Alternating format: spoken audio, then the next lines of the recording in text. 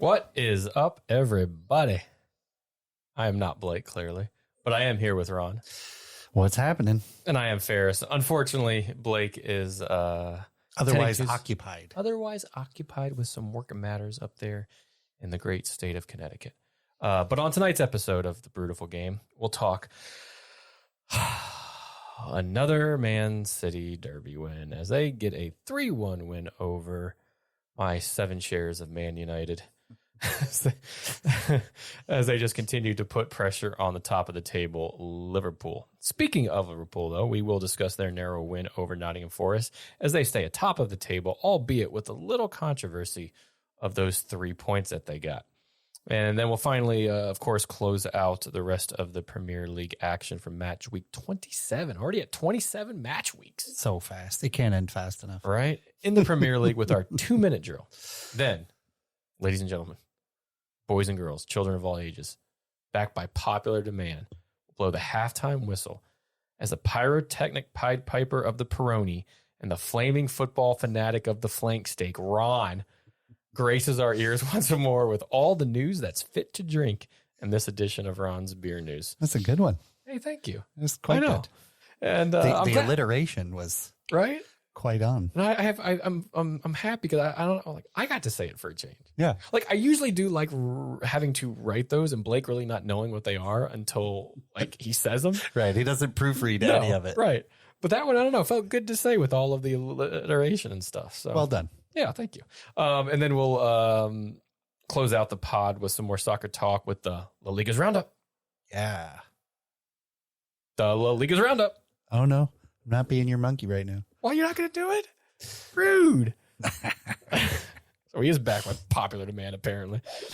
Thank you. You're welcome. And we'll talk a little newsworthy American soccer. It was all sorts of things happening here in the good old US of A, as there was a match in Salt Lake that included a lot of snow, a lot of snow, an ass whooping down in Miami.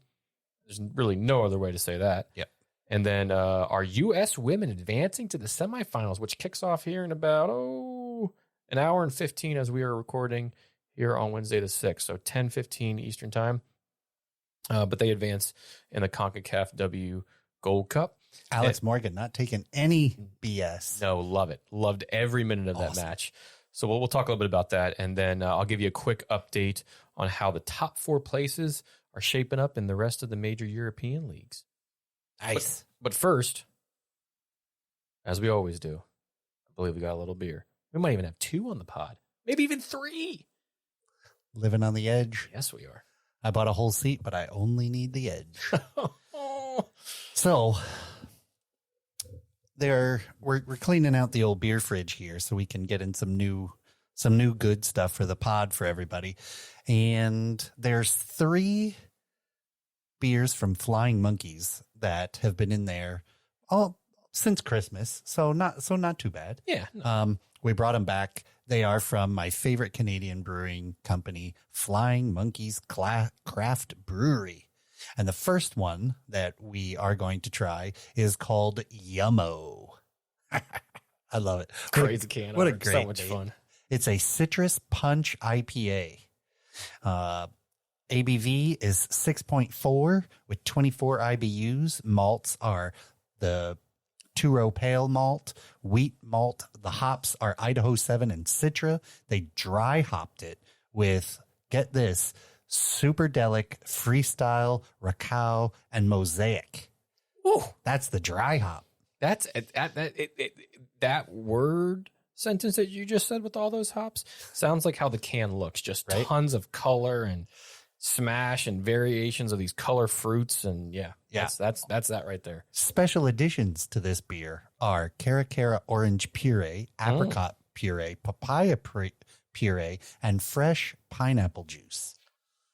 I'll be damned. This is a blast of sunshine in a tall boy.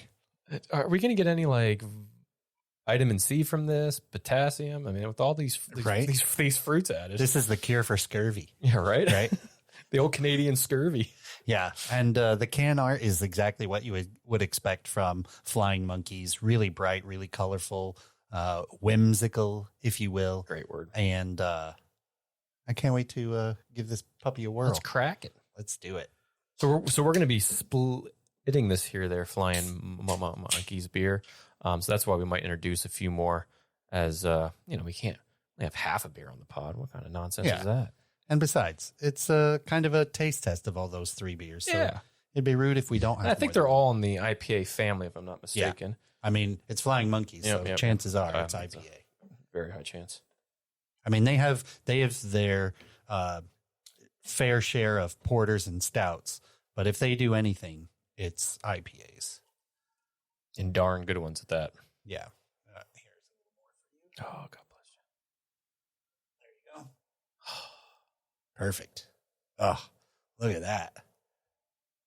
The yeast sediment in there. Ooh, it's got some hops. That smells good. Oh. Here we go. Cheers. Cilantro.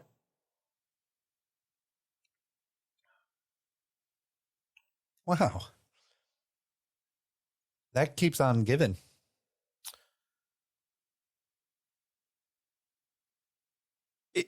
For a while afterwards. It does, and it slightly shocks me because it's not... It's not upfront punch flavor or like hit you right where a lot of their beers do. But this is darn good. It is smooth. It is a quality IPA that is very flavorful, but that flavor doesn't absolutely just kick you in the mouth. Yeah, with all that dry hop, you probably thought it was going to be really kind of take the enamel off your teeth, right? Mm-hmm. But it's surprisingly smooth and well balanced. Mm-hmm.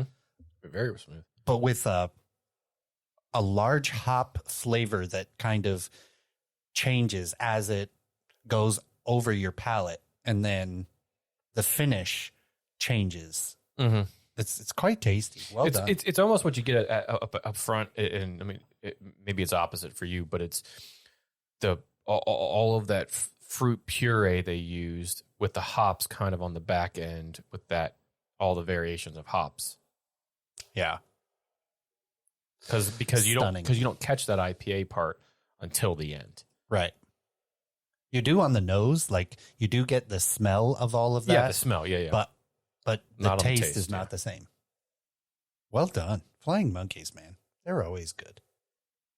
Always quality. You know what, Ron? Yes. Do to us like what was it? Grêmio? The Brazilian team. I don't know if you saw this. The Brazilian team, São Paulo, that I should have been better prepared, but drag us into the field of play. I know exactly what you're talking about. I'm trying. So there's a team. There are 2 Brazilian teams playing, mm-hmm. and one is completely wasting time, and he falls down saying he's injured near the opponent's goal right before going out of bounds. And in order to stop the referee from blowing his whistle to waste more time, the opposing goalkeeper runs up, grabs the injured player by the ankles and whisks him off the field, kind of drags him off, and then runs back on. And then that's when the fight starts. Yeah, it's So now that I have it, it was the Rio de Janeiro derby as Botafogo. How could I forget that name? That's one of my favorites on the pod. Botafogo player being dragged back onto the pitch by a teammate to waste time. Well, so he was dragged. He was dragged off first. So a Botafogo player dragged him off. Right. And mind you, when we're saying dragged, they're grabbing his ankles as he's holding his head because it was some sort of head injury. They're grabbing his ankles and dragging him off the pitch. So then a Fluminense player comes over, drags him back off the field. It just, and awesome. Then this turned into this wild. So Ron, drag us to the football the same way that a Botafogo player was dragged with a ceremonial quote from one Ray Hudson. Okay, I got it. I was trying to make a smooth segue there and just botched it, but it's a fun story nonetheless. Here we go. This is Ray Hudson channeling his inner Bill Nye. Oh, the science guy. Yeah. Okay. He literally disperses his atoms across one side of the defender and then collects them on the other. Makes even more sense to what we just described because he was pulled from one side of the line and then dispersed back to the other side of the line. You gotta love it. Great stuff. You gotta love it.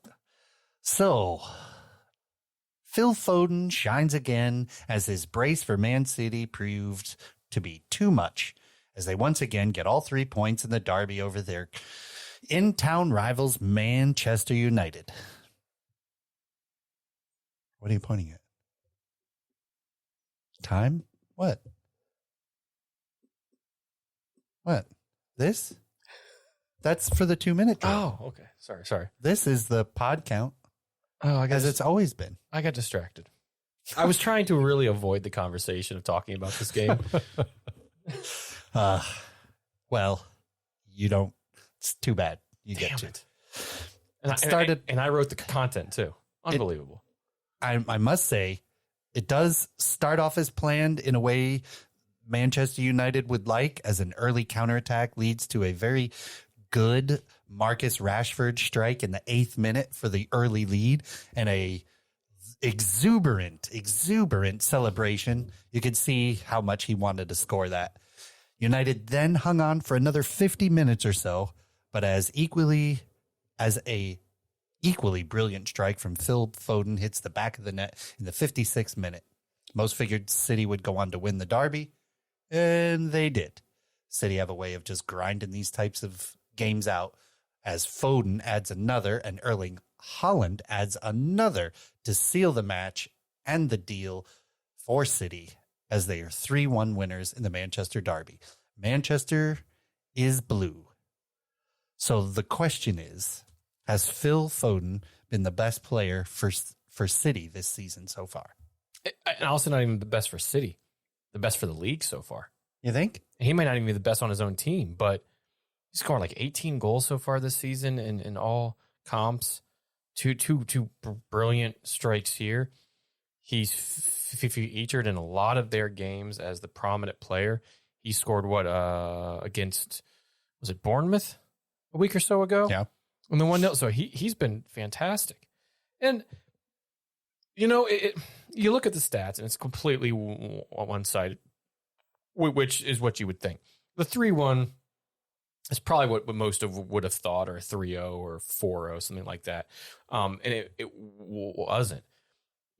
Manchester United aren't anywhere up to the quality of Man City. I think, we all know that. Me being an avid supporter of United knows that. It's not up to that quality. The game plan that was set out, though, by Ten Hag gave United the best chance to win. And it was a brilliant strike by Rashford, and United went up 1-0. They could have had two moments later, too. That could have been 2-0. Their counter was working to what City were doing. But City possessing majority of the ball, moving the team side to side, just having chance and wave after wave after wave. Haaland might have had the miss of the season in this. Oh, how does he flings himself at that ball, and I feel like he didn't need to do that much work. He could have chested that ball into the goal. He could have lowered his head to head it in, but he rather awkwardly jumps and then shins the ball over the top of the net. Very uncharacteristic of him. And it was a great ball by who? Phil Foden that led to that. And that was probably in a wide open net. In a wide open net too. That was probably their best chance. United did well to hang on. Got lucky in some respects, and then it's not as if it was a complete. They were opening up United. It was a good goal by Phil Foden. You could do better on terms of what Casemiro could have done to cut off that lane from where he shot. He's going up against Lindelof in a left back position, who Right. is no more left back than you or I. And in fairness to Phil Foden, he's a beautiful curler that just absolutely graced the net with how he hit it. And then the second, what was it,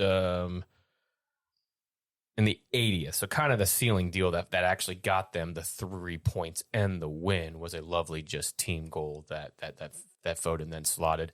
And then Haaland's goal was just a mistake. I mean, it was not a mistake, but it was just Casemiro probably shouldn't have played the ball to Amrabat, who's looked absolutely awful the entire season, which is a shame because I really enjoyed him in the World Cup, but he thought he was just out on a nice Sunday drive and had all the time in the world, and Haaland just nipped the ball from him and slotted it as he would. But all in all,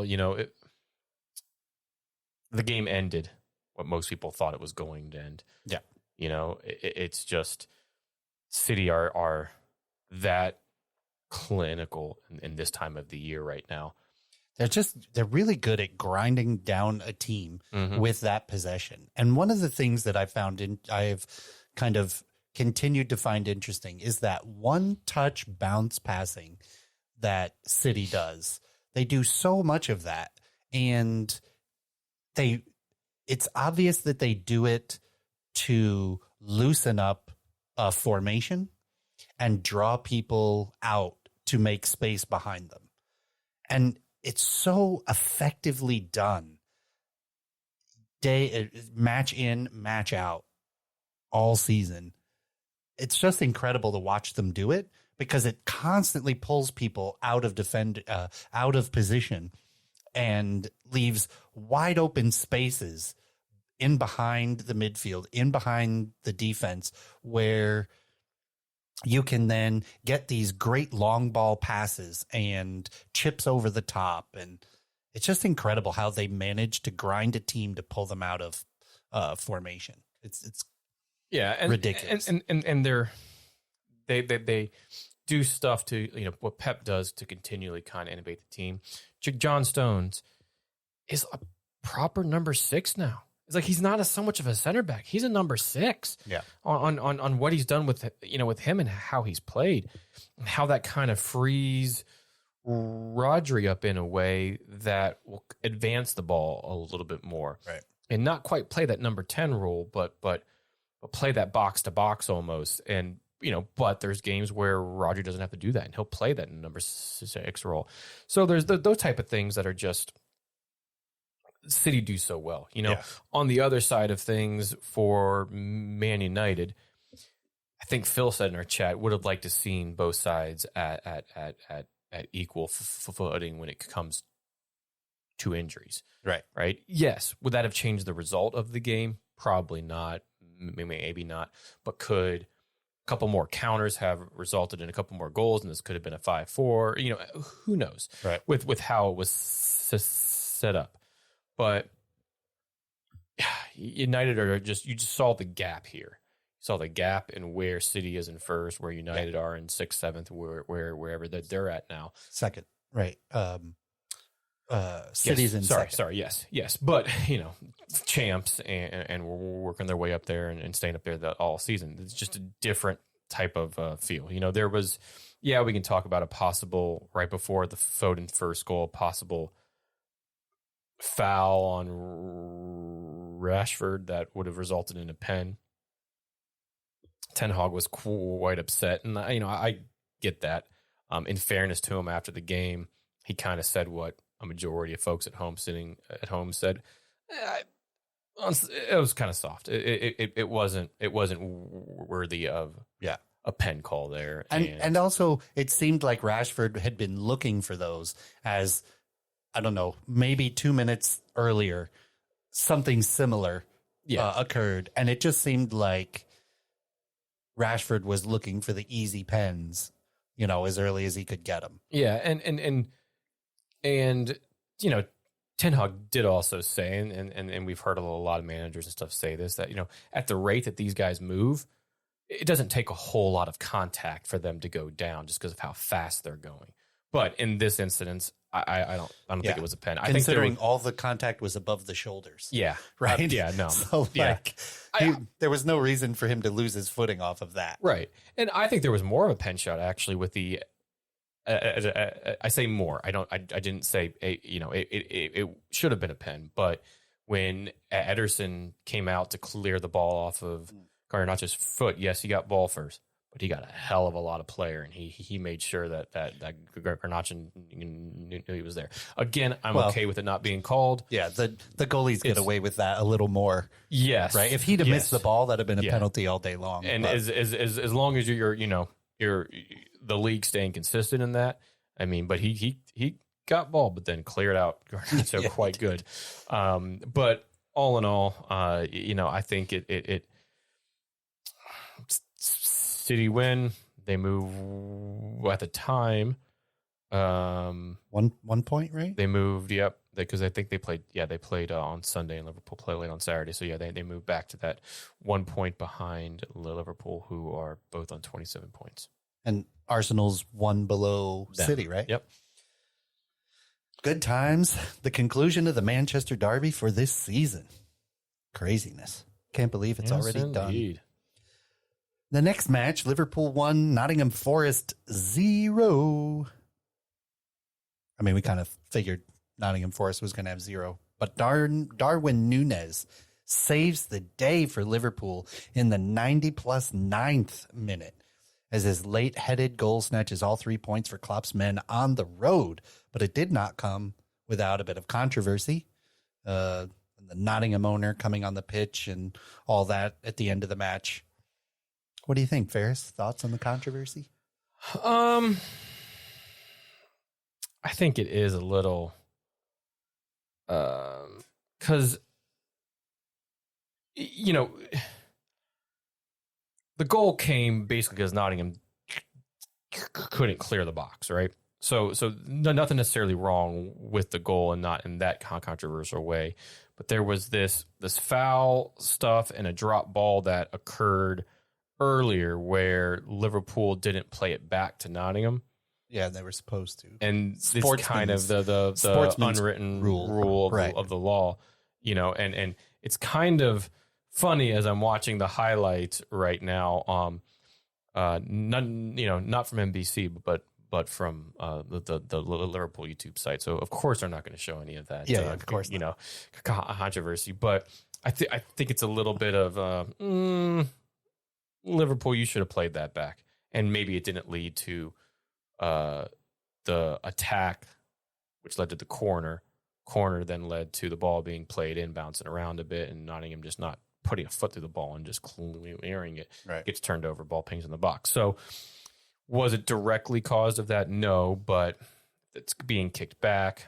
Yeah. Does it lead to that? No. So it's kind of just dirty pool by Liverpool. Yeah, right. Exactly. Yeah, exactly. That's why it's a bit of a controversial. The Nottingham owner definitely had to be stopped, but security stopping him from trying to get onto the field there after the game. There was a lot of stuff because they've hired, who is it? The ex-ref they hired as their Clattenburg. Clattenburg tried to get into the ref room after, and they basically said no. Have a nice day. Yeah, see ya. Bye. Like, you're no longer a ref, and you're not our bosses, so piss off. Right. Type of thing. But all in all, Liverpool got the win again late. They're going to have to do this. It's probably not going to be the last time they're going to have to do it this season if they want to keep any sort of lead over Man City and Arsenal that are just biting at the tooth behind them. The amount of injuries stacked on that side is just crazy. Yeah. So the interesting thing, tomorrow, which is Thursday the 7th, Liverpool's in Europa League. Mm-hmm. But then on Sunday, March 10th, Clash of the Titans, Liverpool, Man City. Yeah, and then I believe the following week it's Liverpool, Man United in the FA Cup next round. Yes, because the Everton match is postponed. Yep. And so it's going to be an interesting road to hoe for Liverpool here coming up shortly. They don't have too many more difficult players, or teams to play. They have Man United twice in the league. They have Tottenham, Villa, West Ham, Arsenal. Brighton. Well, they do have a little bit of a tough schedule. At the Oh, end. so did they play Arsenal right before the end of the season? Yeah, 31st. Oh, of May? Oh, sorry. No, sorry. That is a Summer preseason friendly. match. Okay, My bad. I was gonna say, I didn't think they did. I thought me and Blake talked about that on the last pod. They have a mediocre schedule, but with all those injuries, it's can they kind of get through the rest of this schedule with a FA Cup run, with this run, with being in your Europa still. You're still playing on 4 fronts. Yep. Where it's not as if you're injuries and you're just going week to week with Premier League games. Right. And Man City is going to have Brighton. Oh, well, that's postponed. Their next match in the league is Arsenal. And then Villa, Crystal Palace, Luton, Tottenham. That's basically the toughest part of their rest of the season. Yeah, and I mean, these are the games that we're looking ahead and go, who are going to be a top? Because right now we're thinking that these top 3 teams in terms of Man City, Liverpool, Man City, and Arsenal, they're definitely in kind of a league of their own in a way, because you don't really see much of any other teams really troubling them or knocking them out of those top 3 spots. Yeah.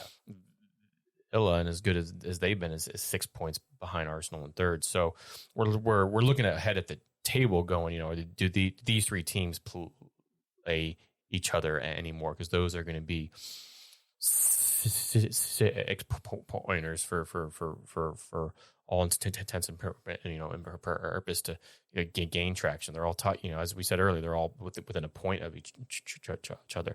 But then that doesn't mean that a Nottingham, right, a Everton, a Brentford down there in 15th, who I think plays Arsenal this Saturday, that they can't possibly cause a little bit of worry for these teams. So. Right. I think, is it possible for Luton to make City drop points in 2 weeks? I mean, they nearly did it. If it's at Luton, there's always a possibility of that. But crazy! It sure as hell won't be Sheffield United. I don't think so. What did Arsenal blank them by, like 1 million? Yeah, we'll get to them here in a little bit. Oh, crazy! Well, why don't we wrap up the other matches from match week 27 in the 2-minute drill? Well, 2 minutes. That's what the clock's actually for, right? Yeah, there you go. Yeah, to kick off the weekend, an entertaining sort of 2-2 draw played out against London rivals at the G-Tech Stadium as the Blues of Chelsea score last to make it a stalemate against Brentford, snatching a draw from the jaws of defeat. And I guess the only thing I could say is, well, at least they didn't lose, right? Like they didn't. Good, a brilliant goal, and this was by Yane Essa, who a nice overhead of a high school kick in the box that just laid up nicely for him. Yep. And he thought, oh man, they're going to go on to win, right? They just came back from a goal down. Now they're 2-1 up, but Chelsea SSCs, just got in the box, and channeling his inner Antonio Rudiger. Yeah, right. I mean, he's been on the score sheet a few times, right? It's kind of a little worrying when a defender is one of the top scorers on your team. It seems to go that way for teams that aren't the best. It seems you get a lot. You're getting a lot of that with Everton, as we'll talk here next. Where a lot of center backs are doing more of the scoring than the actual forward men, if you will. But no, I think it's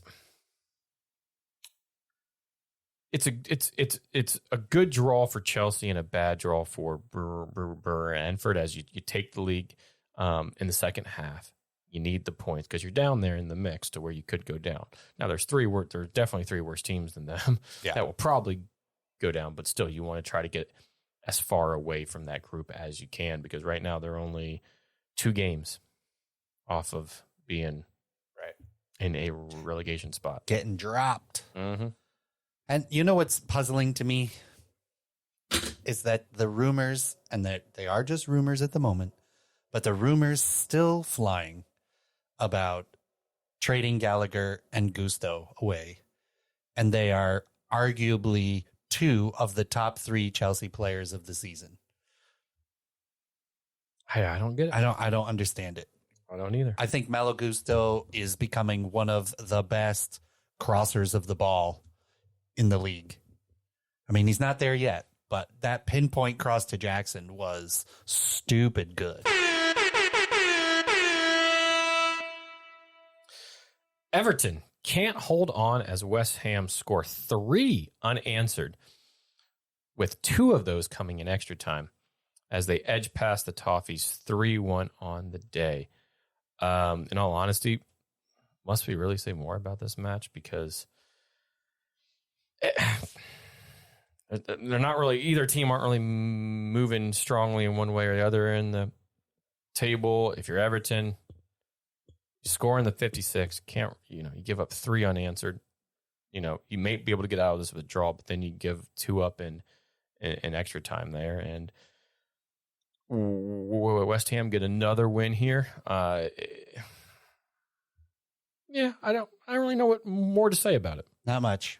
Did you guys cover the points going back to Everton? Yeah, on the last pod we talked about that, but we also said everybody has to keep in mind that they still have a looming investigation going. So those points could be added back, by the end of the season, or maybe it takes in next season if they even go down. Or if they go down, if they happen to go down, and then get another points deduction on top of that. But there's, So do we think Everton is going to retain Dyche for next season? I don't see why not. Yeah, I don't see whether they go or whether they stay up or they go down. I think he's at least good for the next, first half of the next season at minimum. Gotcha. Fulham get yet another win, as this time they do so at Craven Cottage with an emphatic 3-1 win over Brighton, which was completely unexpected. Goals in the 21st, 32nd, and 91st were more than enough for Fulham to stay in 12th, 1 point behind Chelsea. So who finishes higher in the table, Chelsea or Fulham? I mean, is there really any question? Chelsea with a +1 goal difference. Fulham with a -3. Fulham on 35 points. Chelsea in 36 points. Chelsea in 11th. Fulham in 12th. I mean, Fulham's going to overtake them. You think? Yeah. Yeah, I think so too. But playing coy over there. I wanted to add a little dramatics to it. But Fulham, 3 out of their last 4. 4 beaten. Unbeaten in 4 out of the last 5. Not bad. Not bad. It's if they can continue to get similar type stats and only lose 1 out of the next 3 or 4 and do that, then I think they can pass them up. I think Chelsea and Fulham are going to stay somewhere in that same range, though. They probably won't go as high up as to 9th, so they'll probably end somewhere there firmly in mid-table, both clubs. Yeah, agreed. Well, Newcastle also put up 3 and give up 0 goals as they get a much-needed Premier League win over Wolves. They're 10 points off of 5th. Is there any chance that Newcastle gets into 5th in those European possible Champions League places? No. I don't think so either. I don't think they're consistent enough.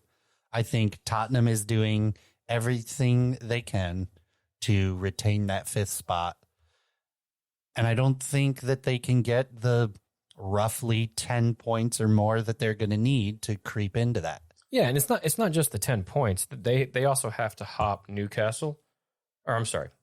Newcastle has to hop West Ham, Man United, Tottenham, and Villa if they want to get to 4th. But just Tottenham, Man United, and West Ham to get to fifth.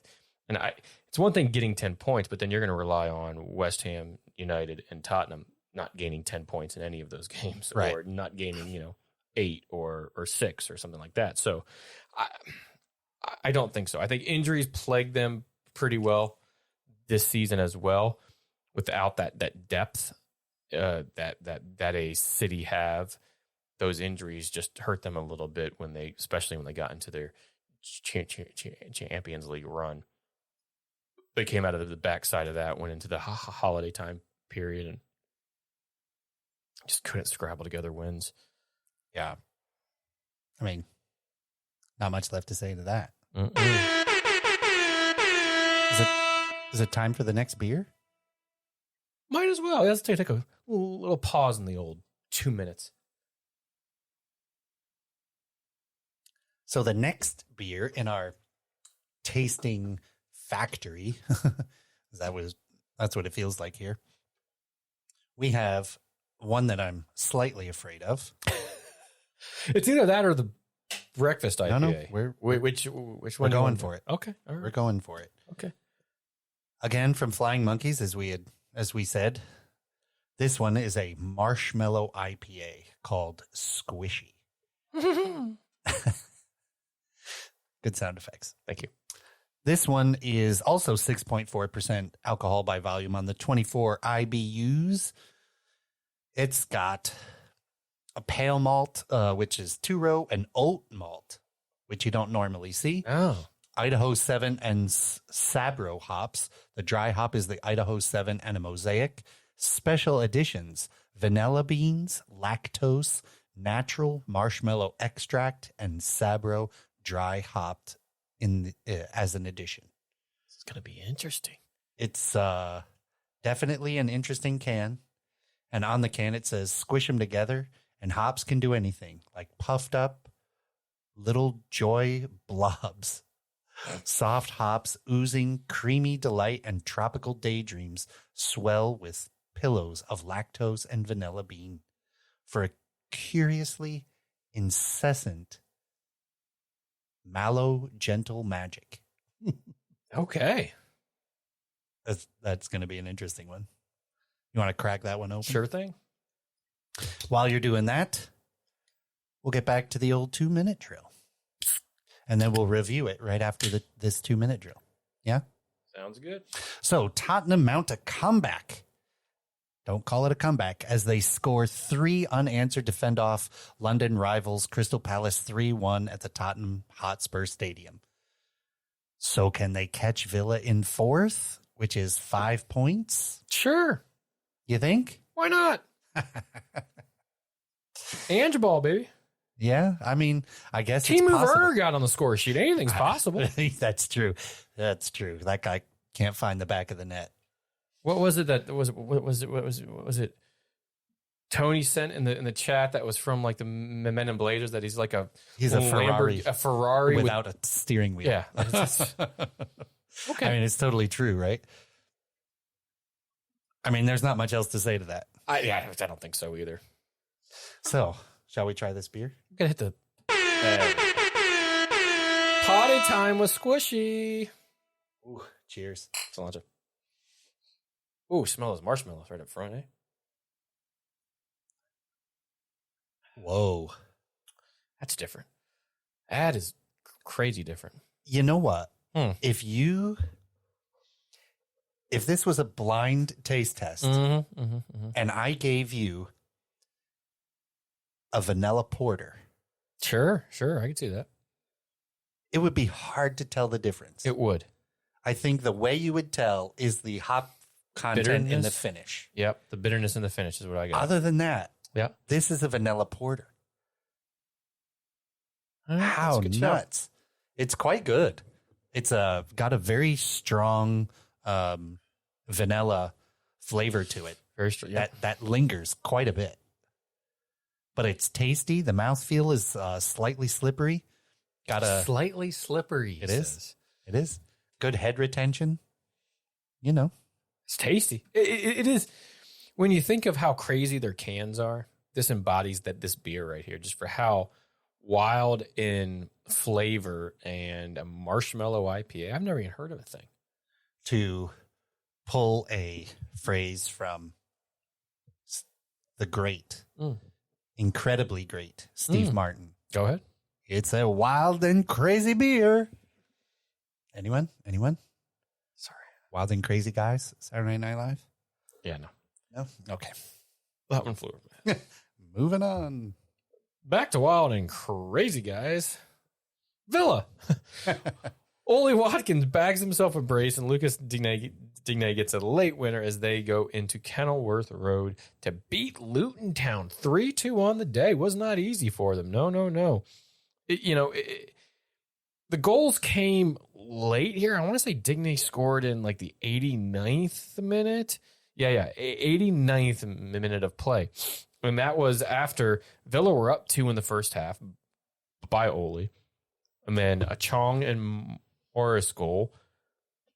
So brought 2-2. And then just Villa had to score late, on the road. And in a weird way, this felt like a relegation 6-pointer and a Champions League play 6-pointer.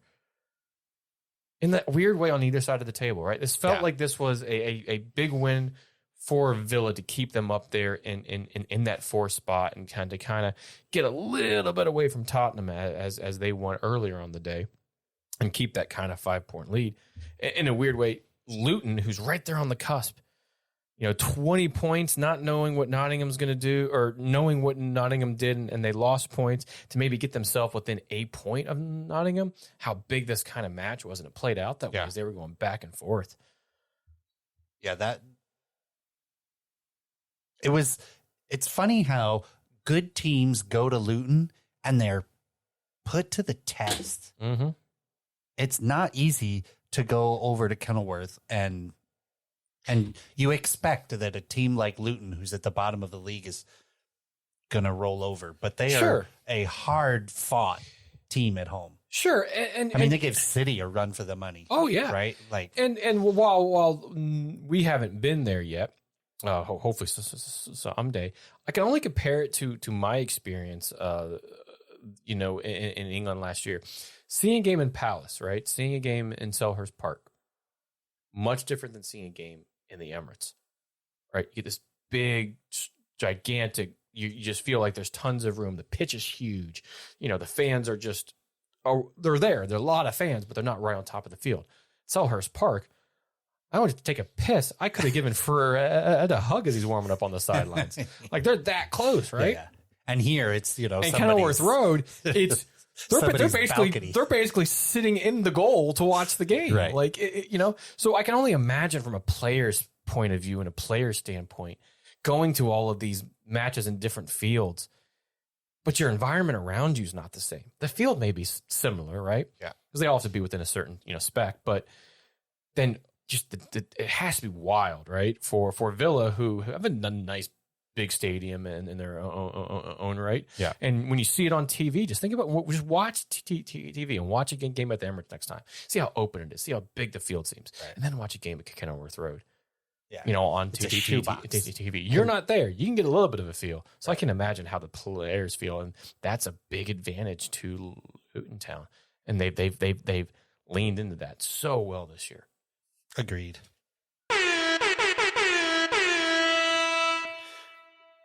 The Cherries finally returned to winning ways against Burnley with a 2-0 win.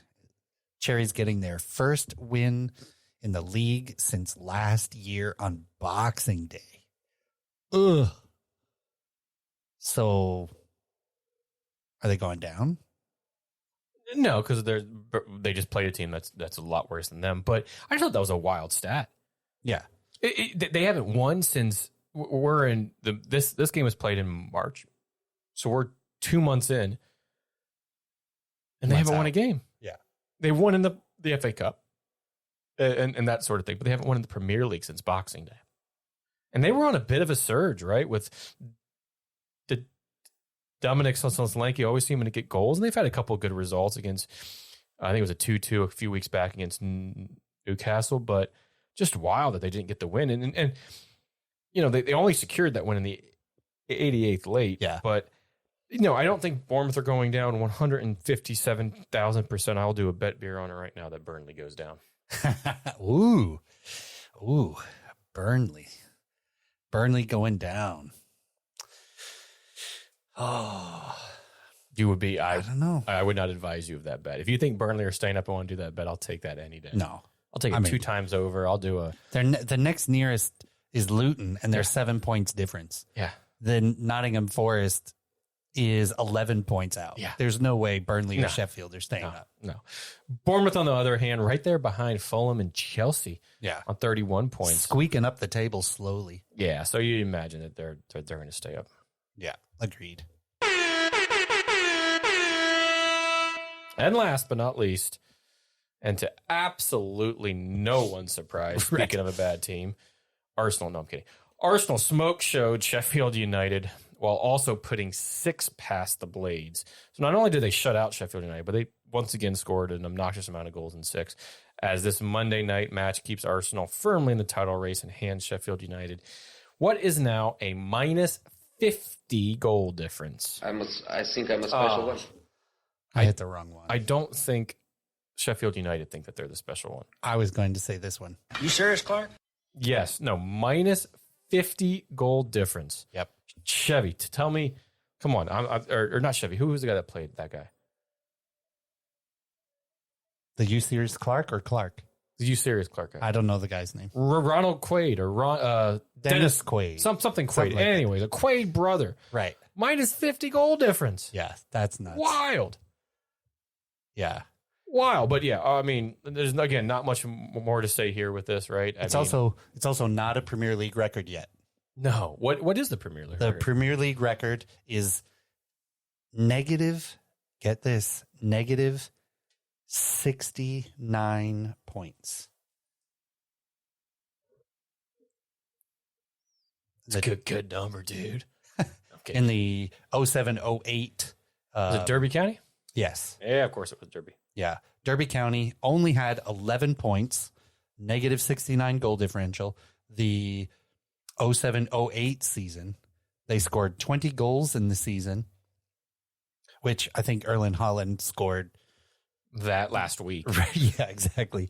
1 win, 8 draws, 29 losses on the season for Derby County. I tell you, Sheffield's working their way there. And, I have a Blades kit. I love that kit, by the way. But, it all started going downhill for them when they got rid of Billy Sharp. He'd get them at least another 3 or 6 points out of this. They might be going down, but they'd be going down in style with him. I mean, you're probably, you're not wrong. Yeah. And but it's got to be a foregone conclusion at this point. Yeah. Yeah. And I don't want to say you expect Arsenal to score 6, but based on how they played to start this year with 5 goal wins, 5-0 wins, 6-0 wins, 4-0 wins, this was no surprise to anyone that not only did they win and beat the last team in the league, but they did so quite emphatically with goals from all array of goal scorers, from Havertz to Martinelli to Odegaard to the kit manager to Odegaard's mom, right, to everybody, you name it. So, interesting question. While we have just a couple of seconds left, should Arteta be getting any flack for Martinelli getting injured in that match when he could have pulled him off? To be perfectly frank, I didn't see the injury. I didn't see a whole lot of the match. Do we know if that injury is going to be lasting?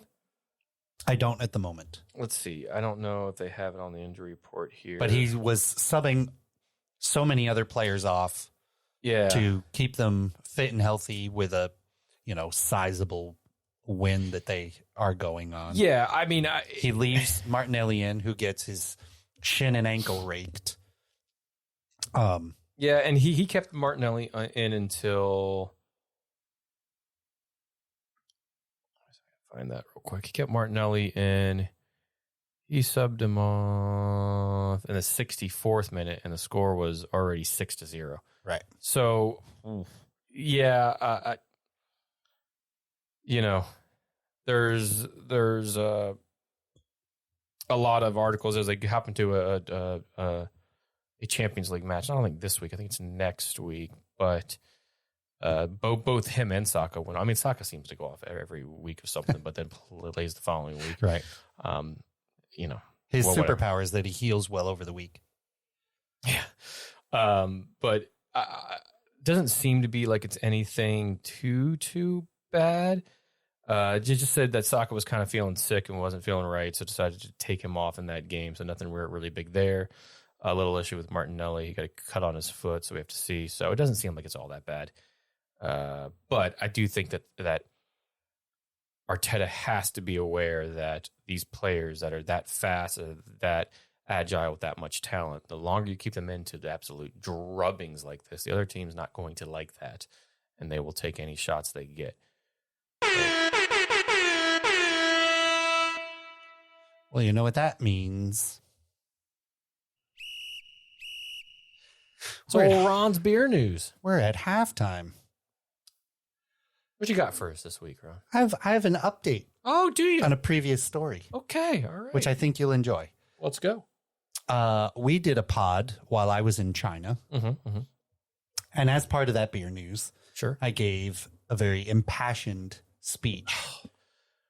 You know what? I have dreamt that speech about 10 times since then. And every time I just wake up and want to go to the fridge and get a beer. That was one of the more fun things I got to do while I was in China was create that. I think that was what, two episodes ago? Sure. So if you haven't heard that, you got to get back and listen to it. Episode 225. Just skip the beginning and go right to the beer news. Yeah, sure. That's fine. Yeah. And I gave a impassioned speech for the people of Tennessee. The great people of Tennessee, might we add. Who are up against it with a bill being introduced to restrict the sale of cold beer. Communist. Well, Ferris, do you happen to remember the day we recorded that? Like the exact date that we recorded our pod? No, I do not. That was the 15th of February. If you say so. On the 16th of February. Okay. A bill that would have banned the sale of refrigerated or cold beer in Tennessee stores has amended the bill by removing all related language. Your speech did it. The proposed legislation would have prohibited a person or entity holding a beer permit from selling refrigerated or cold beer for retail. Now, all that language has been removed for the state of Tennessee. God bless. It was announced on February 16th that the changes would be made to the bill. The representative sponsoring this bill, Ron Gant, said, and I quote, "My goal with the Tennessee Prevention of Drunk Driving Act has always been to raise awareness and offer preventative measures to curb drunk driving in our state. While the final version of the bill is still being drafted, it will not include any language that prevents the sale of cold beer in Tennessee. That was one of several ideas being discussed by stakeholders across the state.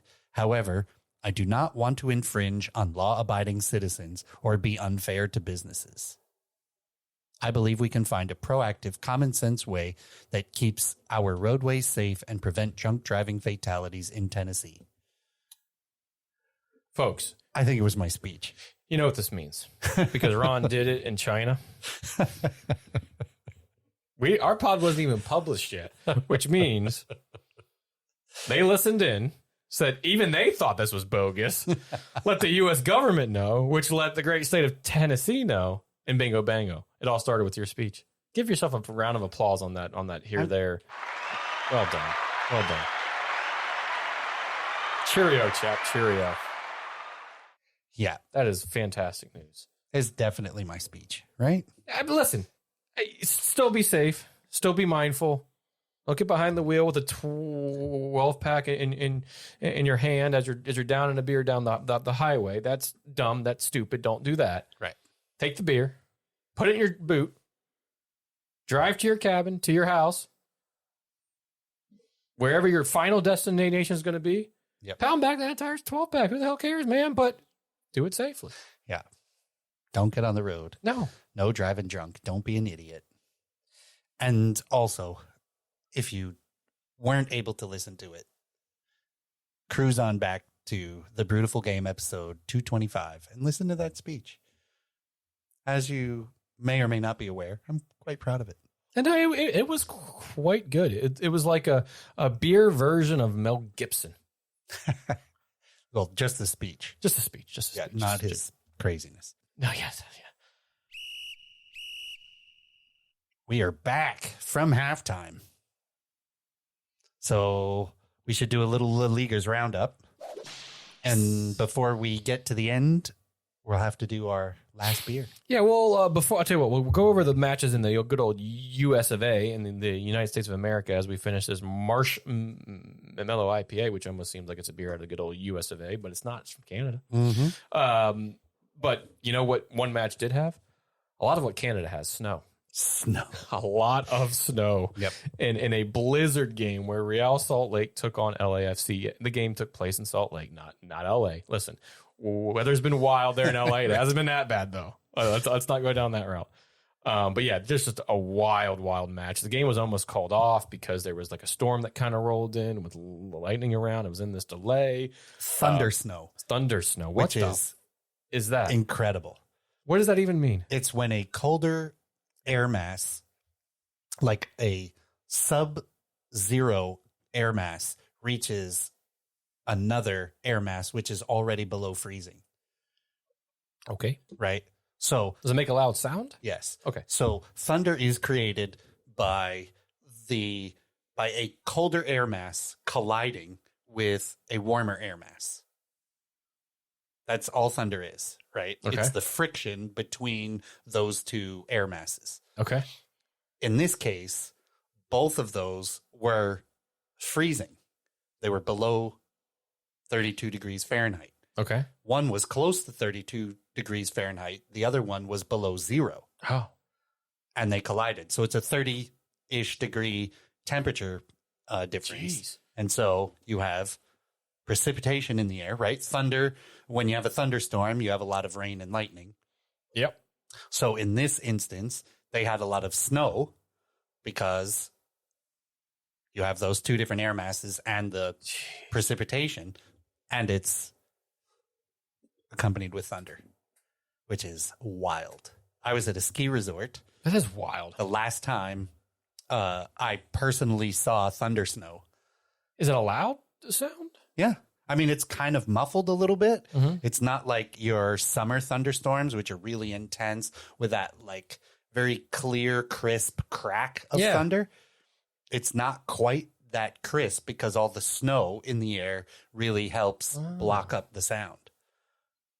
Well, you know what blocked up LAFC? Probably a lot of that snow. and Real Salt Lake that just did a number on them. You know, all goals before half. One of the former strikers and Christian Arango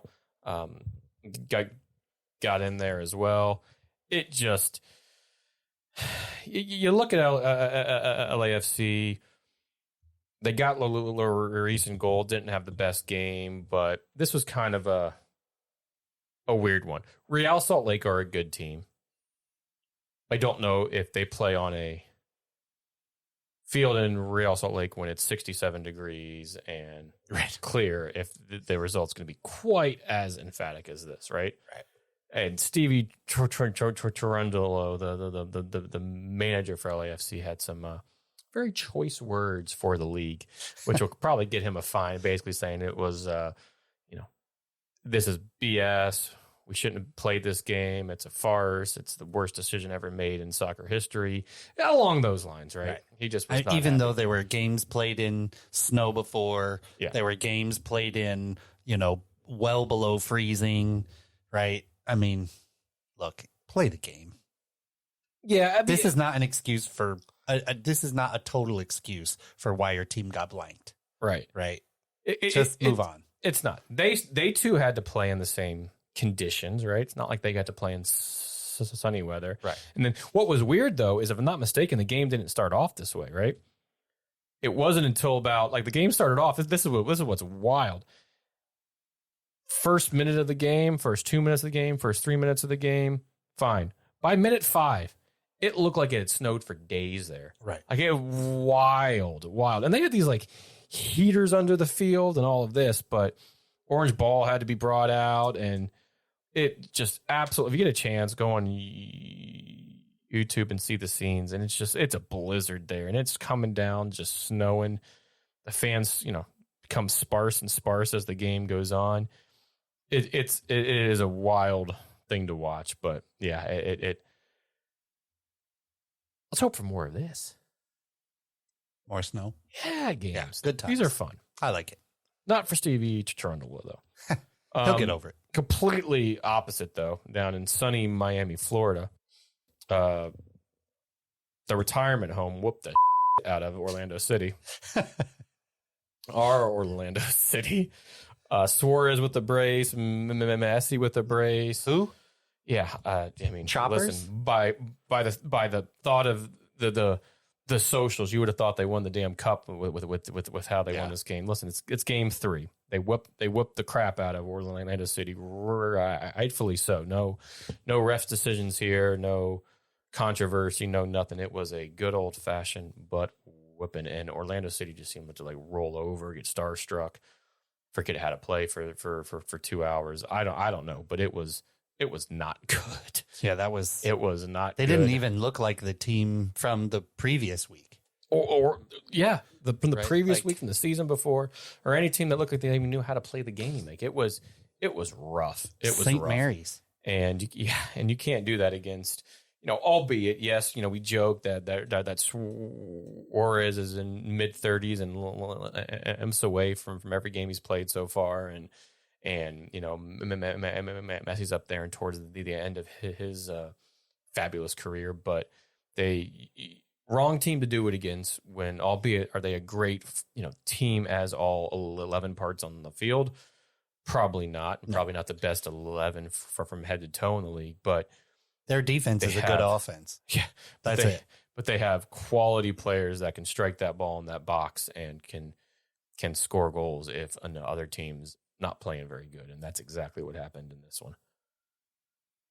At Chase Stadium, they named it. I don't know if you saw that. They named it just before the season started. They named it Chase Stadium. So yeah, no surprise that I believe Inter Miami sit atop of the old Eastern Conference here with 3 games played, as they've won 2 and drawn 1. DC United's up there. Montreal. It's too early to kind of go down the full table of things, but those were the 2 highlights from week 2 in the MLS, and week 3 is a Saturday, as I think Orlando City take on Minnesota United. A rare sighting from them here. So looking forward to going to that game. And finally, to close out the U.S. matches as we finish our Canadian beer and start another, the U.S. women's national team on Sunday night, hard-fought game against Colombia, who put them to the sword. Who were trying all sorts of what do we say? Shithousery? Yeah, the dark arts. Yep. And there was a pen that was taken by Haran, but that was what kind of kicked it off, as they were trying to take the ball. They wouldn't. They had 4 or 5 around the ref, 4 or 5 around the penalty spot. Alex had to get the ball back. Well, Alex went and took the ball. Like popped it out of the hand of somebody. But even before that, she had to go take the ball and stand on the spot to keep Haran. Everybody, essentially ran up to Alex, assuming she was taking the penalty, and were chirping at her and pinching and pushing and all that kind of stuff, while Lindsey Haran, who was going to be the penalty taker, was just off in the pack. It just carried on. Colombia was just being punks. Like they were just trying everything in the book. And then the ref finally seems to get it somewhat under control. Haran puts the ball down, takes her steps back as if now all we gotta do is just run onto the ball and kick it. Yeah. And just takes steps back. A few moments go by. And then a Colombian player starts to walk into the box. Remember, nobody's supposed to be on the box on the penalty kick. And all the ref does is stop. No card given. And kick it. No card given. Yeah. That's you just spent 5 minutes delaying the game, at least 5 minutes delaying the game for the pen to even happen. And then you get everybody set. You get it to where all she has to do is run up and kick the ball. And they walk right into it again. You're like, what? We literally just told you to stand back there. Right. You waited a bit. You waited until she stepped back to kick the ball, and then you step in. That has to be a card. Right. The ref, not very good in this game of getting the game under control, because then just carried on from there. But the U.S. absolutely put him to him and put it up where it counted with a 3-0 win. Which was a great thing to see. Yes. With kind of the questions coming out of the World Cup, the questions in various training camps about what is this team going to be? What's its identity? How are these people going to band together? You know, there was a lot of freshmanitis, if that's a term, that was being pushed onto the team because you had so many new people, and seemingly by a lot of the pundits and all that the team was lazy and expected the wins to happen, and a good step in the right direction. A very solid win. This also comes off the back of a 2-0 loss to Mexico to end the group stage. Right. Which is what I think Blake and I discussed on the last pod. So but that was still a hard fought match. We lost 2-0. Yeah, but we didn't roll over. No, but that was also Mexico dominated the game to a lot of things that you just said, and really kind of attacked those areas of a lot of young players and this and that and experience and that sort of thing, and they just dominated. Colombia is a good up and coming team. Like, these ladies on Colombia know how to play. They also know how to do a bit of the dark arts, because that continued, and the U.S. had to fight back at times. Like Trinity Rodman was fighting back in a ways and doing, you know, with, I don't say an unnecessary tackle, but adding a little bit to a tackle, or doing a little bit harder of a foul when you just need a tactical foul, doing a little bit harder of a tactical foul, those type of things. It was happening on both, and like I said, the ref did a bad job of getting the game under control, but nonetheless, the U.S. advanced 3-0. Again, goals from Haran. Nice Wonger, who's having herself a fantastic tournament. And then right before half, and kind of the dagger, in the 47th minute before half, and like +8, Jaden Shaw got the third. And that was pretty much all she wrote, because U.S. advanced. Awesome. And in about 10 minutes from now, as it's about 10:04 p.m. on the East Coast on Wednesday, they will take on Canada at Snapdragon Stadium in San Diego. So, Canadian rivals, we're about to have a Canadian beer again to toast that match. But that'll be for the semifinals. Earlier tonight, Brazil in Snapdragon Stadium beat Mexico 3-0. Ooh. Yeah, so whoever wins between Canada and USA get to take on Brazil. Oh, I mean, the USA-Brazil ladies rivalry is the stuff of legend. Yeah, right? that would be a good one. And we'll talk about the finals on the next pod, as the finals are actually taking place this coming Sunday, the 10th, at 8:15 p.m. So we will give you an update on who won the CONCACAF Women's Gold Cup on the next pod. Can't wait. Let's have a Canadian beer to. Let's do it. To introduce the semifinal game between the two teams. I love it. You have to actually get the beer out. I do. Oh, you don't know what it is yet. That's no, right. I just tried to grab that out of there. I thought you know what it is. There you go. Gloop. They have the best can art. So let's see if I can find this here on the old. Wow. I cannot find it. Ooh, a rare one you can't find on their website. Will work there. Wow. And if anybody's listening while he tries to find it, it's the exact same lineup tonight against Canada that was in Colombia. If you was Nice Wonger Germa, Davison, Fox all in the back line with Alyssa Nair and goal. She had a great game against Columbia. Sam Coffey, who I absolutely love. I think she's a great number 6. Albert and Haran in the midfield. Both Haran and Albert play over in France together with PSG. Alex up front with Jaden Shaw and Trinity Rodman. So should be a good one here as we end the pod and go watch that.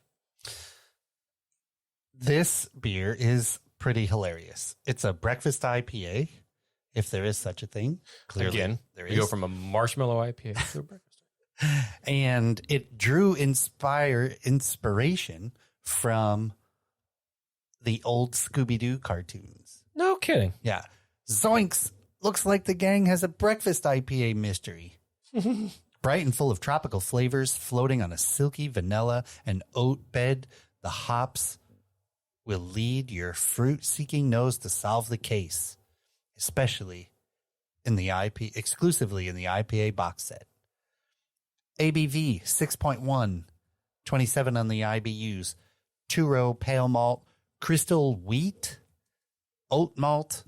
The hops are Mosaic, Idaho 7, and Citra, dry hopped with Nectaron, Citra, and HBC 586. Special additions are natural, tutti fruity flavor. Love it. But I must say that Nectaron hops sound like a transformer. It does. And I do love how it's a breakfast IPA because Scooby cartoons play on Saturday mornings. So And during the check out the monster. breakfast time period. The monster on the can That's fun. is right out of Scooby-Doo, cartoon art Mhm. with like the guy getting out of the mud and he looks like a monster, but he's really just a guy in the mud, that kind of thing. Yep. Right? Mr. Jeepers, right? So breakfast IPA. Shall we give it a whirl? Why not? And while you're doing that, I'll kind of get into the first league here as we near the end of the pod. Give you the kind of top 4 teams in each of the major European leagues, and I'll start off in Italy. Serie A, it is Inter in first, Juventus in second, AC Milan in third, and Bologna in fifth. Wow. Roma are kind of behind 4 points, and then you have Atalanta. Big news here out of the weekend was, I don't know if you saw, but Christian Pulisic of AC Milan, who's having a fantastic year in Italy right now. Yeah. Absolutely pissed the hell out of the Lazio fans as he basically got 2 people on his own sent off for red cards. Yep. And just, not that he did anything wrong, he was just playing, but man, the fans were, sadly sending him like death threats and stuff on his socials, but he had himself. He was doing that thing Christian Pulisic does, and players stop waiting for the whistle that they expect to come. Yes. He does not. He toe pokes the ball away, and then they have to drag him down from behind. Second yellow for that person. He's gone. And then the dark arts, as Christian Pulisic gets past a defender, and the defender who is the last man, has to drag him down horse collar style. Yep. And red card because you are the last man. Have a nice day. 2. He gets him down 2. Captain America going nuts. Wild. So yeah, that is your top 4 in Italy. We'll see how that kind of sees out, as you would think that Inter just go on to win it, as right now they are 12 points. I'm sorry. They're 15 points above Juventus in second right now. And but where's Roma? 5th.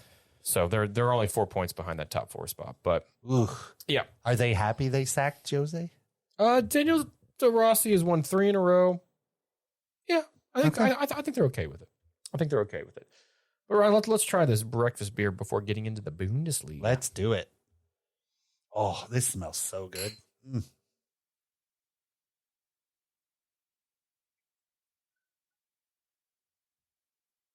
I have to say, Yeah. minus the overabundance of lactose on the last beer, Mhm. this tastes exactly the same as that one minus the lactose. the vanilla, Mm-hmm. the oat, the wheat, Yeah. That's about as and the bitterness. breakfasty as you get with it. Yeah. I don't really taste a whole lot of. We've had breakfast, not IPAs, but we've had breakfast Stouts mostly. stouts and stuff that you really taste a little, bacon or something like that's really weirdly tossed into it. This Yeah. is just This is a vanilla IPA. it is a beer to have with your cereal. Yeah. Not in the cereal. You could, I guess, if you want to. I mean, hey, don't judge. Right.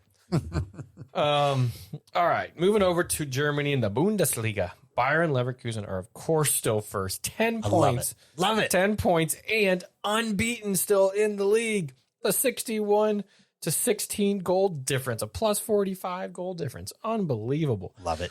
Still in first. Bayern in second. Kane had himself a good game this past week. And they're second in 54 points. So can they win it? It's not, mathematically impossible or anything, but not looking too good right now. Transfer rumors of Harry Kane being upset at Bayern and thinking about following Pochettino to Chelsea. Could you imagine? Oh, gosh. Would it be hilarious if he doesn't win any silverware at Bayern? He has to stay there. They're going to win something at some point. Like it is that would be, if they don't win anything in the next 3 years and Kane's there all 3 years, that is, you're bloody cursed, mate. You gotta be. You are cursed. That would be brutal. But to finish out the top four, Stuttgart sit 4 points behind Bayern in third, and Borussia Dortmund sits 6 points behind Stuttgart in fourth. So I think it was just announced today that Borussia Dortmund will attending the Club World Cup here, due to some weird thing. But so that is Germany. It is starting to heat up a little bit there, but not really, because Bayern Leverkusen are just running away with it. Over in Spain, La Liga. Top four goes as such, although Real Madrid drew this past week on kind of a controversial note as well with that. I don't know if you saw that one. I want to talk about it. Go ahead.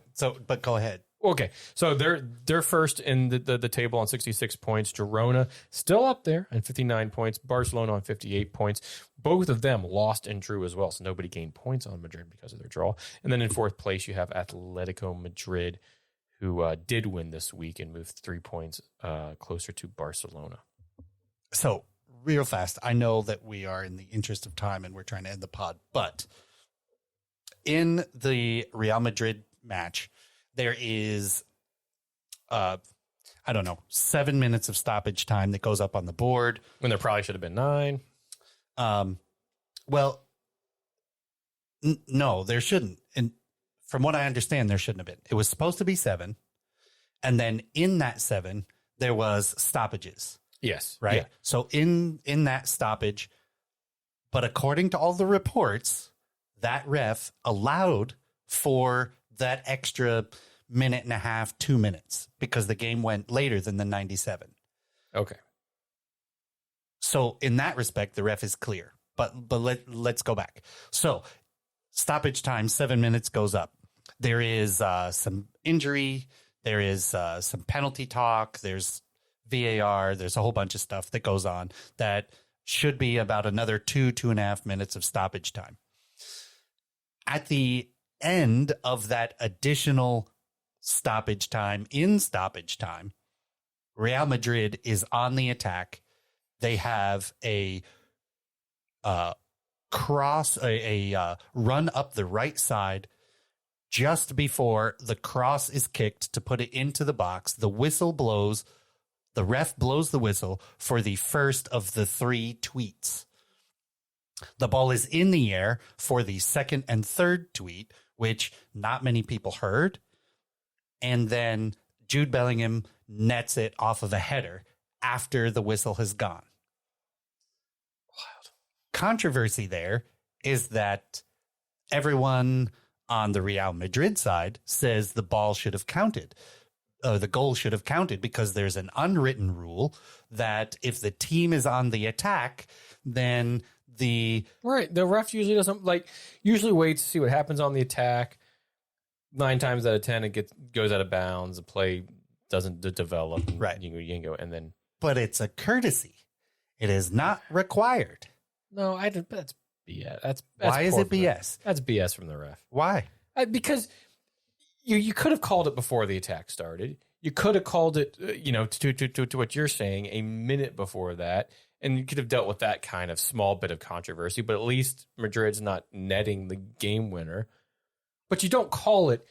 I challenge Time's up, anybody. time's up. Watch any game. Watch any Time's game up, in time's any up. league this weekend. Watch when they blow for the final whistle of the game. The ball's probably in midfield somewhere getting batted around. It's probably out of bounds off of a corner. It's probably something, but it usually does not lead to an attack, ball in the air, and a chance for The ball wasn't in the air when he blew the first whistle, and the first good tweet Lord. of the whistle is the official game end.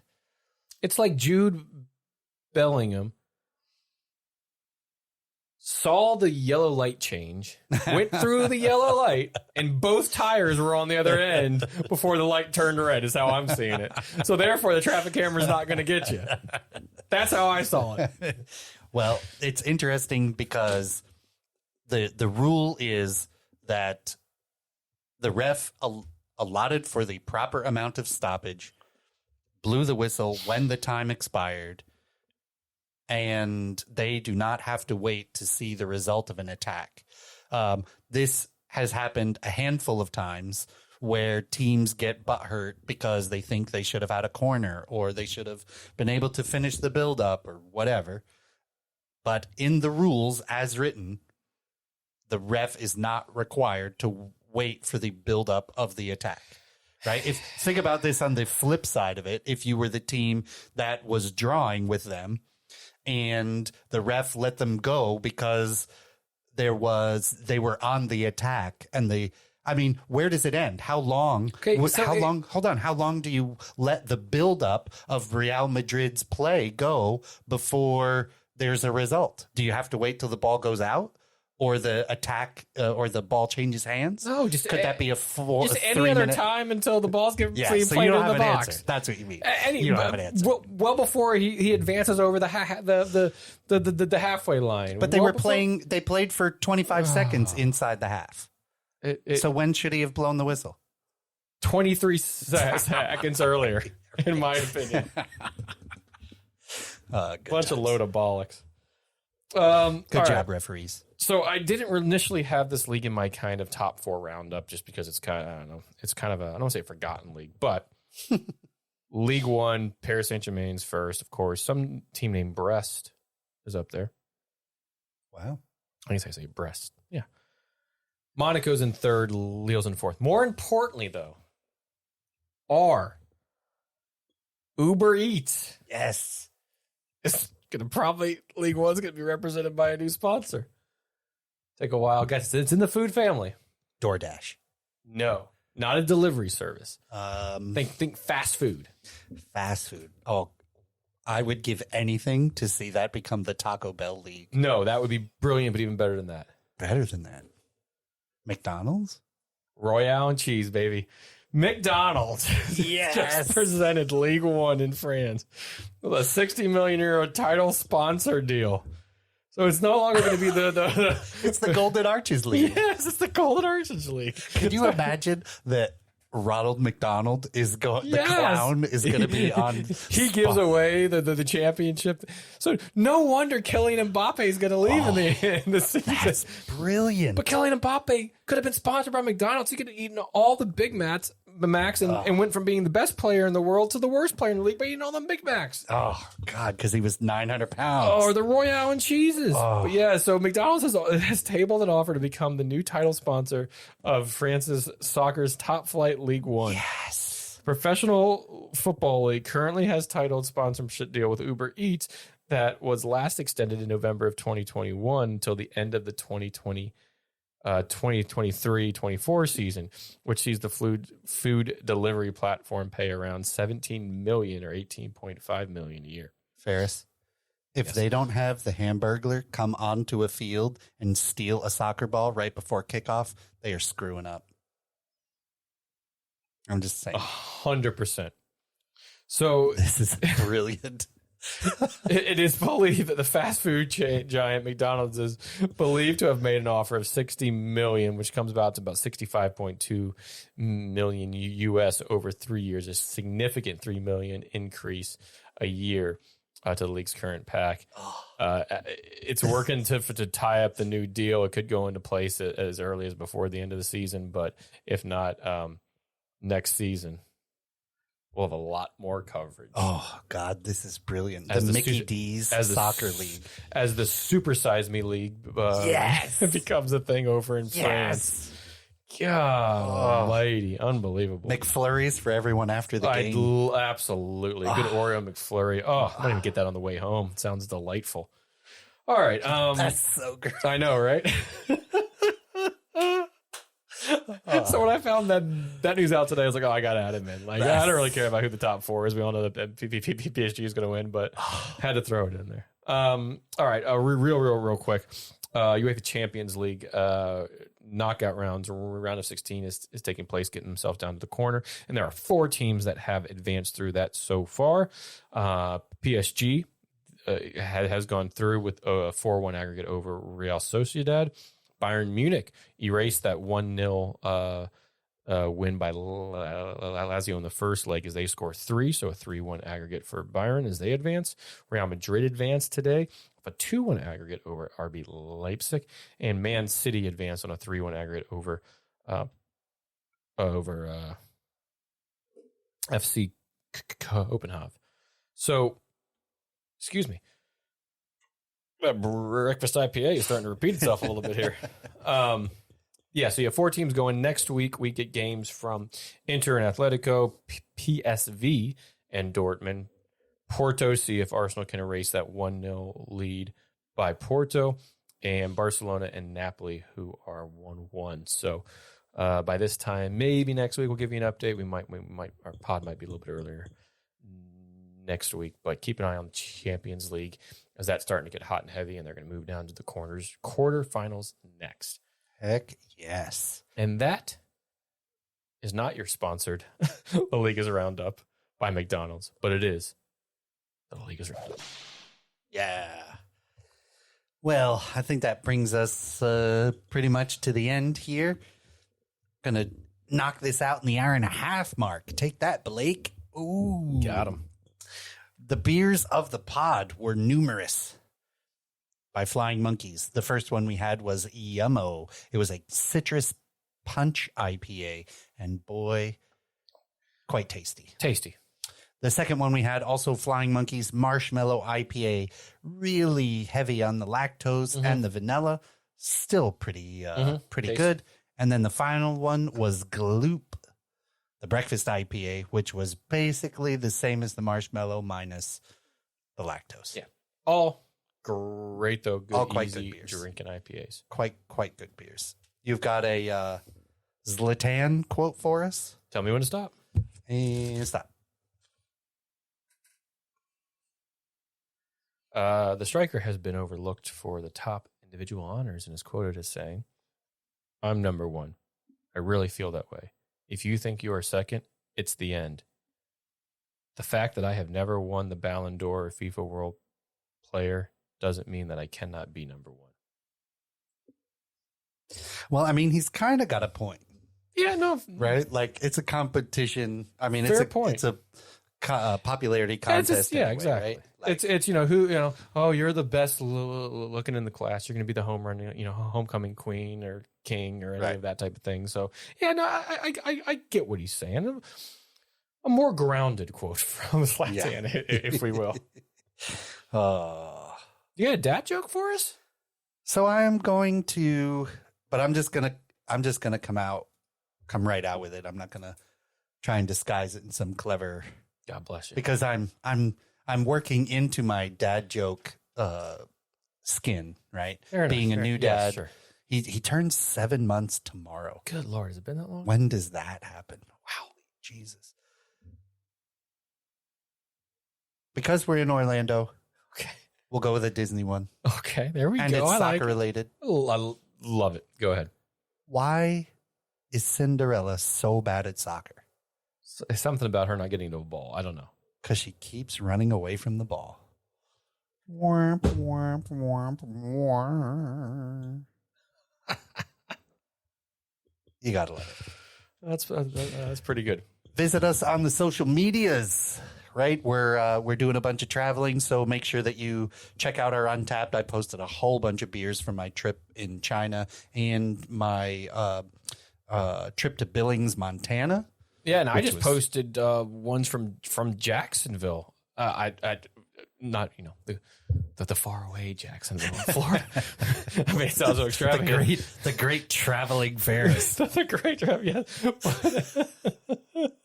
No, but I was mentioning it because went all the way to Jacksonville. Yeah, I know. Holy crap, an hour and a half away. But no, I mentioned it because I had a fantastic Kolsch. I went to see the Savannah Bananas, which is a baseball team, not a soccer team. But if you ever have heard of the Savannah Bananas, it's extremely hard ticket to get, but a very fun time. Great. If you get a chance to go to any of their games, go. It is so much fun. But it was at a stadium in Jacksonville where like a minor league team plays. And it was from Intuition Ale Works. It's a Kolsch called Shrimp Boat that I just put on there. Man, I did quite a few of those. Those were tasty, wonderful ballpark beers. Absolutely shout out to them. Great beers. So wherever you can find us, the biggest spot to keep track is definitely on the old Untaps. Yeah. And then because Untapped has taken away the ability for us, or Instagram has taken away the ability for us to share those, it gets harder on the other socials. But check us out on Instagram, Twitter, X, Twitter, whatever you want to call it. And anywhere you find the podcasts. Site. Google Play. Our beautifulgame.com site. Yep. Has tons of good pictures of the different beers we take during the pod, or drink during the pod, and also some shenanigans. So definitely check us out. Until then, love the beer, cherish the game. The beautiful game.